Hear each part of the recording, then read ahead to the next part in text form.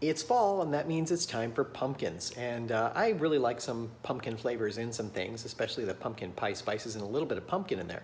And so today I'm gonna make some pumpkin waffles. It starts with a basic waffle recipe, and then I add some pumpkin filling to it and a lot of spices to give it that pumpkin-y flavor. And then I'll put it in my waffler. Really good stuff, very easy. Wanna show you how that works. Now the recipe itself comes together fairly easily, and I'll get to that in just a minute, but before I get started, I like to actually take some pecans. I like pecans in my waffles, even if they're pumpkin or not. I like them in there because they give a lot of texture, and it's really nice with the roasty flavor of them.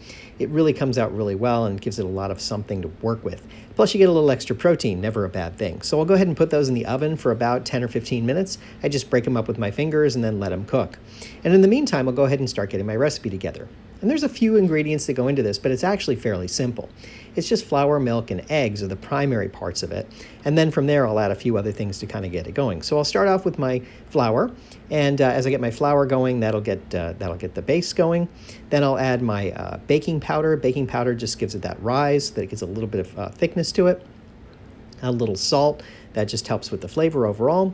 And then some cornstarch. Now cornstarch gives it the actual texture. It helps thicken everything so that when it's in the waffle iron, it'll cook up nicely.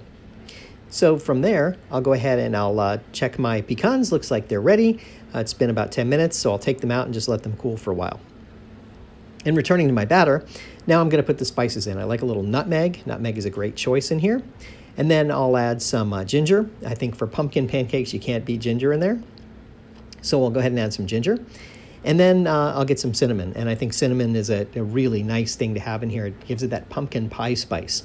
You get all the right flavors going. And I like a fair amount of cinnamon in my waffles and my pancakes. It just gives it something nice. So I'll go ahead and do that. And then from there, it's really just a matter of mixing it up. So I'll take my dry ingredients and mix them, and I'm ready to go. Now I'm going to get ready with my wet ingredients, all the liquids that I'm going to put in it. So we'll get the liquid ingredients together here as we finish this off, and we'll get it started. Now I've got some vanilla. I don't have vanilla on my list, but I like a little splash of vanilla in there. It doesn't need it necessarily, but I do like it. Since these are pumpkin pancakes, or waffles, excuse me, I'm going to go ahead and put about a half of can of pumpkin in there. That's about a half cup or so, and that's going to give it some richness and some nice flavor. Nothing wrong with pumpkin pie spice and a little pumpkin pie filling, a little pumpkin filling to give it that sort of nice texture and gives you that fall flavor. So once I've got that together, I'll put a little oil, and that'll round it out and make sure that it doesn't stick to it and gives it a little bit of body. You could use butter, of course, but I like just a little bit of oil in there. Next up, I'm going to use milk. Now, I'll use about 2/3 of a cup of buttermilk and 1/3 of a cup of milk, just to kind of mix the flavor a little bit. I think the buttermilk brings out a richness to it. And then the milk I just kind of find helps thin it out just a little bit more. Now I'll go ahead and start mixing my batter. Now as the batter comes together, if I think it's a little too thin, I'll go ahead and add a little bit more flour. If I think it's a little too thick, I'll add a little bit more milk. It's always that sort of thing that when you're looking at it, it may not look exactly like you want it to look. Now I need to put my eggs in here anyway. So I'll get my 2 eggs and break them up and get them in here. So we'll get 2 eggs and we'll mix them in. So we'll get that started. Now I just mix these in. I don't do anything with the egg whites or anything to separate them out. I just like the eggs directly in here. And now that I've got my eggs in there, I can go ahead and mix that in, and that's all of my liquid ingredients, and I'm ready to go. And so we'll let this mix up. We'll get it nice and together here. It comes together kind of nicely. Now in a moment here, I'm going to notice that this is a little bit thicker than I want it to be, so I'm going to add a little more milk to it. And that's fine. Now, like I said, you can add a little more milk or a little more flour if the consistency doesn't look quite right.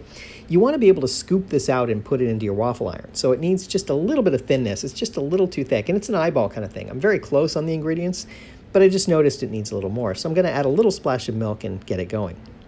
Now, as I get this ready, I scoop it out to put it in there, and I started to scoop this out as I was getting ready. And then I realized, wait a minute, I think I missed an ingredient. And this was just sort of an oversight on my part. There was an ingredient that should have gone in with the dry ingredients, but I just totally zoned on it. And that ingredient happens to be brown sugar. Now, it will have no sweetness without the brown sugar. I mean, it's probably edible, but since it's brown sugar, I can go ahead and mix it in now. and get the mixture back up and running. It'll mix in pretty well and it should be fine. I should have put it in with the dry ingredients. I missed. That happens sometimes. That's the way it is. So I'll go ahead and I'll just go ahead and mix it back up. This is the scoop I use to put it into my waffle iron, and I noticed it just as I was starting to scoop the first little bit out. And so I'm going to go ahead and just mix that back in, get the brown sugar mixed in, and now I've got all my ingredients in there properly. I think everything's right now, and I'm ready to go. So it happens to everybody. Once in a while, you're cooking and you forget an ingredient. Hopefully it's not such a big deal and you can fix it before you get it start cooking. Other times you have to adjust a little bit or maybe start over. That happens sometimes too. We've had that happen a few times when we were making something and all of a sudden you go, oh, I forgot something and I've already cooked like half of it. So you start over. That's the way it goes. Now, here's my double waffler. I love this. I got this at Costco, I think, and it's really great. It can make 2 waffles at a time. There's one on the top, one on the bottom. It's one you flip over. So I'm going to go ahead and just add in my pecans. I've gone ahead and let them cool. Now I'm putting them in my batter, and I'll just mix them in, and they're ready to go. So I'll get those ready and just make sure that they're spread out evenly throughout the batter so I can just take a scoop and then put it into my waffle iron. So all I have to do is just lift up the waffle iron and just put the scoop in there, just spread it out as best I can, and then it's ready to cook. And I flip it over and let it cook until it beeps at me. That's it. I kind of put it on a middle setting somewhere. That's perfect for what I'm looking for generally. I like a little texture on the outside, but them to be a little soft on the inside, so I'll just give it the flip and let it go.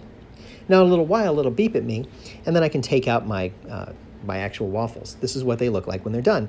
This is terrific looking. I love these waffles. These are great. So I can just go ahead and put them on a plate, serve them up. I'm going to make about 8 or so with this batter, and then when they're ready, we'll be ready to eat them. So that's it. This is all there is to it. I find it to be pretty simple and straightforward. I love making waffles once in a while.